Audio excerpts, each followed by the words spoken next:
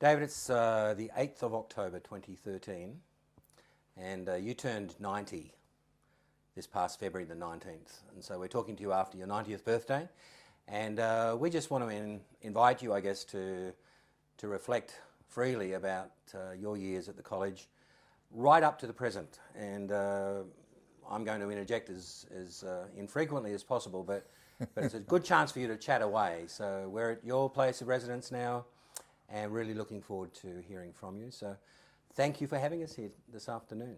Thank you. David, you came to the college in 1965, and prior to that, via China, India, through Sydney, you came to the Bible College, and that's where we want to start.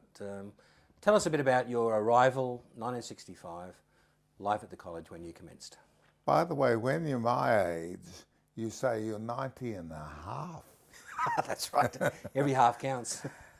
Well, it was a sunny morning in March 1965 when our ship berthed at Prince's Wharf, and there on the wharf to meet us was Les Rushbrook, and he had all things beautifully arranged. And we moved out. I remember he took us along that back road that goes to Point Chev, Jervois Road. And David, our young son, we had the one boy at that stage, and he was just he just turned 5, because his birthday's March the 3rd.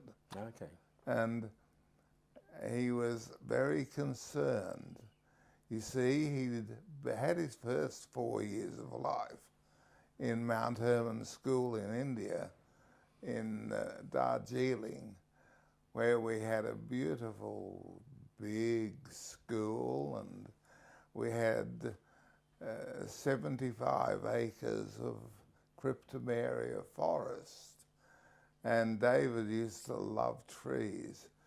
And then we'd come home from India and stayed in my sister's place, which was a suburban bungalow with close houses on both sides. And David missed his forest.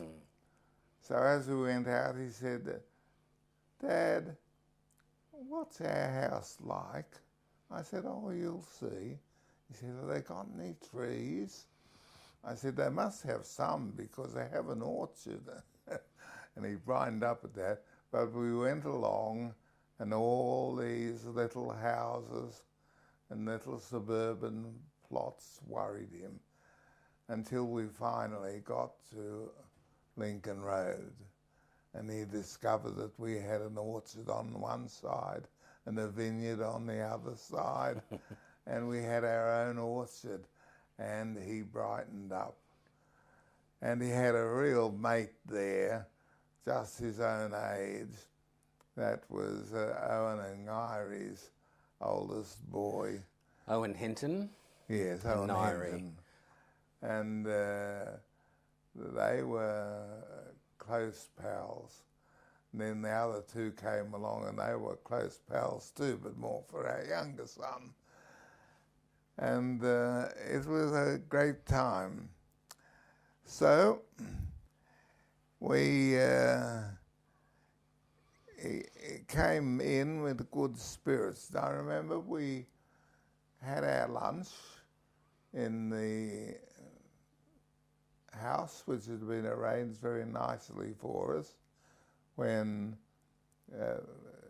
my predecessor, Alan Burrow, had retired quite suddenly, and the board had invited me.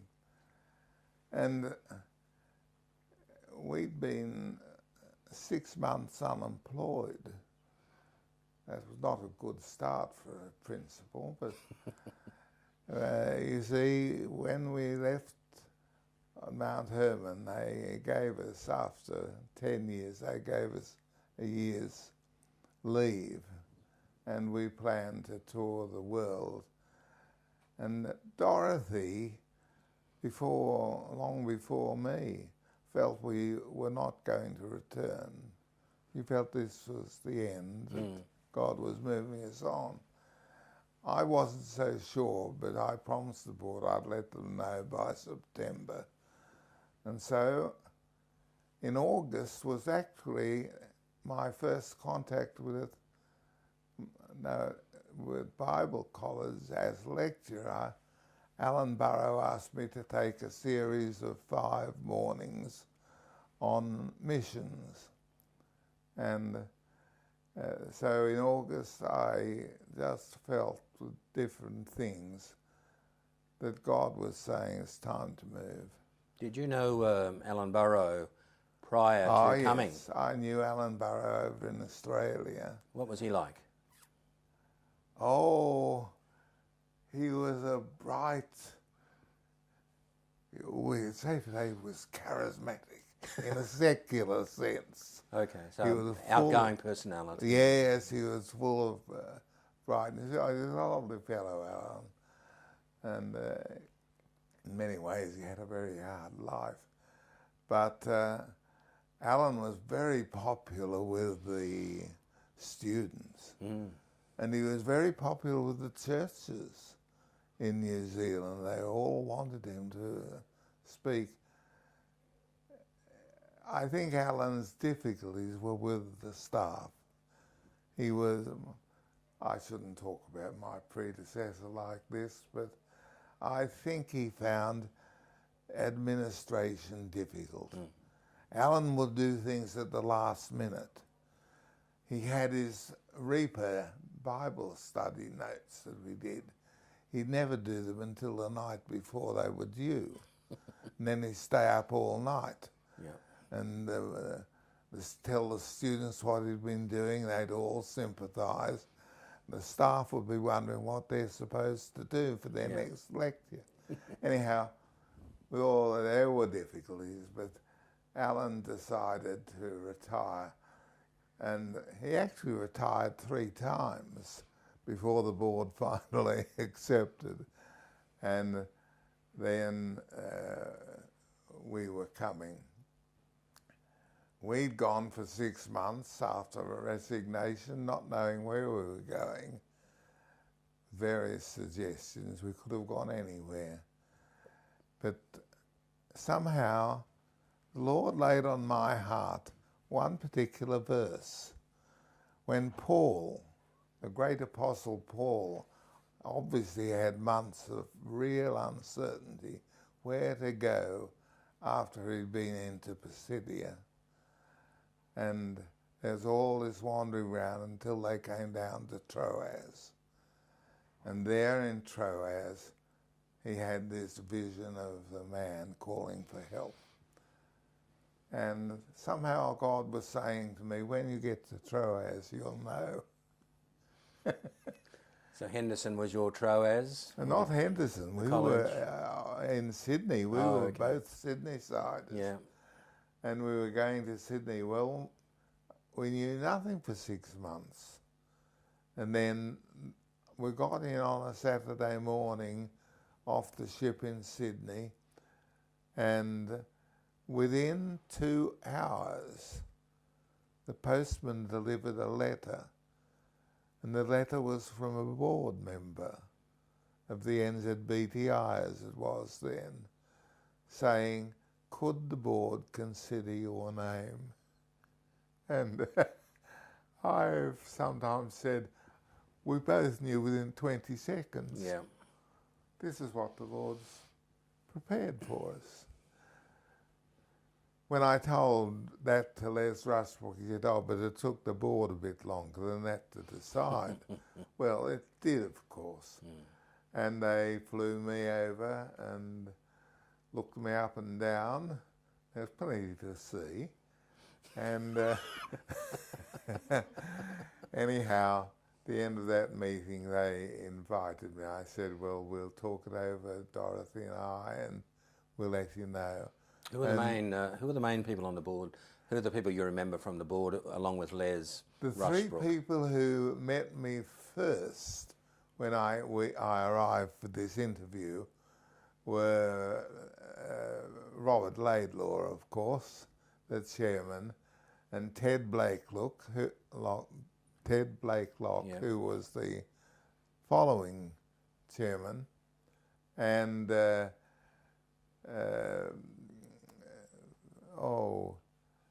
Trevor Bond, not Trevor Bond. Anyhow, His name's gone. name's gone. But the three of them gave me a private interview in the hotel where they'd put me, just near the Rose Garden. And they were sort of a little executive. Then we met at night in Robert Laidlaw's home. Mm-hmm. And the end of that meeting, they asked me, would we come? And I said... We've got Laidlaw's biography, or the biography of Laidlaw here, Yes. written by Ian Hunter. Tell us a bit about Laidlaw, because obviously he's now become a central figure in the life of the college. What was he like when he interviewed you? What was he like on the board? Well, I always got on well with, I think, with all the board. But Robert was a very successful businessman with farmers and farmer's store. And he was from the Brethren, and he was... What shall I say? He had wisdom beyond his education and training. I mean, he wasn't a man with degrees floating around like Blakelock was, but he was very understanding and very helpful in many ways, and a good friend. So was, and his wife too was like him. So I made a terrible faux pas in that interview. I had a beautiful luxury carpet in Herne Bay, and I spilled a cup of tea. And I thought, what happened when you have an interview for a big job like this, and you pour tea over this lovely, I think it was white coloured carpet. Anyhow, no, Robert was there. And so that was the board. In the afternoon, after we arrived and settled in, we went along to meet the staff and for afternoon tea, and there were just a few of us then, and we were, I should say, very close, closer than a large staff could possibly be. There was Les, of course, my next door neighbour, who did a marvellous job in every way. I don't think the college has ever quite realised how important Les was. Les Rushbrook? Les Rushbrook for 40 years. 40 years? He ran the college and did all the practical book work behind the scene. He acted as principal at different stages. And then there was John Pritchard, who'd come from the Auckland Baptist Tabernacle. And there was Frank England from the Brethren. And then we had Rob Kirkby from the Presbyterians. And these were our faculty. There weren't any women on faculty at that time, but who were the key women in the college? The key woman, The woman. singular, was Jean Jaggers. Yes. And Tell us a bit about Jean Jaggers. Jean was the matron, and Jean thought she kept all her 5 boys on the faculty in order and trained them in etiquette, and she tried to train the students in etiquette. And to some extent she might have succeeded, but Jean was a delight. She was a good organiser, and we had, she confided in me many, many things actually when she was nearing retirement, and we'd think and pray about them together. But Jean was our only woman on the faculty, but Mrs. England used to give a few hours each week helping Jean. So that was the extent of our women. My Dorothy, in India, who'd managed the whole school and all its practical dealings, had nothing officially to do. She was simply the principal's wife. And, what a terrible title. But she did a lot of things behind the scene. And so that was the staff. And then we were introduced next to the students. And I must say about the staff before I leave them, that first bunch was so united. We never had a dispute. I found out long after that Les told me he was very scared when I came because he'd really run the place to some extent. And he thought I'd want him to give up all his jobs so that the principal could do them. But I'd learnt from Jesus, who said it's more blessed to give than to receive. So I gave him more jobs.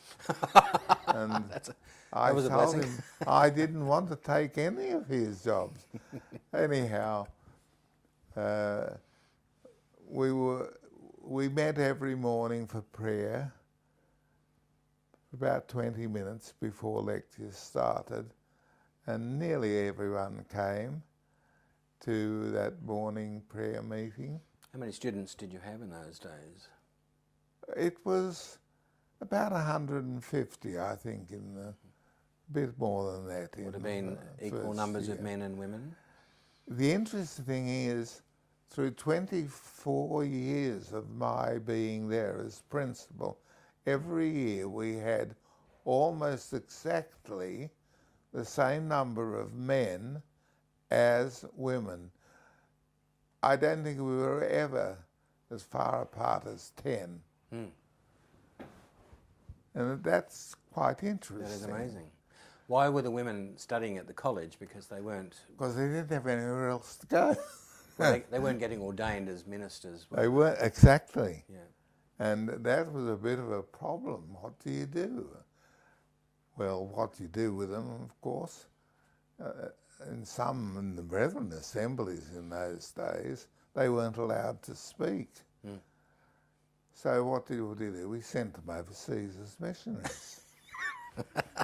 And some of them learned to speak all right.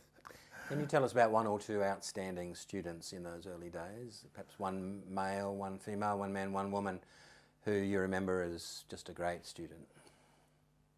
Well, I remember the great help of we used to call them the prefects. We now say the presidents, the men's president, the women's president, those first 2 years. And of course the one who stands out most is Rod. Rod Edwards? Edwards. Tell us a bit about Rod. The other Rod. Yeah. Well, Rod the was student president, I'd use the modern term, in 1966. And I was really settling in after that first year. And Rod did his 3 years with us, did his DIP-RE and LTH, which had been introduced by Alan Burrow. I'll mention them later. Yeah. But the other important one in those early years, of course, that perhaps stands out, was Helena Stretton. Oh, okay. And in 1972, Rod became Dean of Men and in charge of education because he was a teacher and it was his interest. And Helena, after her 2 years in college, with my encouragement actually, she asked me, she wanted to go to the mission field, and she asked me should she go back and finish her doctorate in agriculture, and I urged her to do so. And she did. And then at the end of that, she wanted and I wanted her to come back. Jean Jaggers was retired, and we didn't want a matron. We wanted someone with a broader concept. So we had Dean of Women, borrowed from the American friends, and Dean of Men. And Helena, again, was a wonderful asset. Those two made a tremendous contribution. Actually, all the early members of faculty lasted with us until they retired.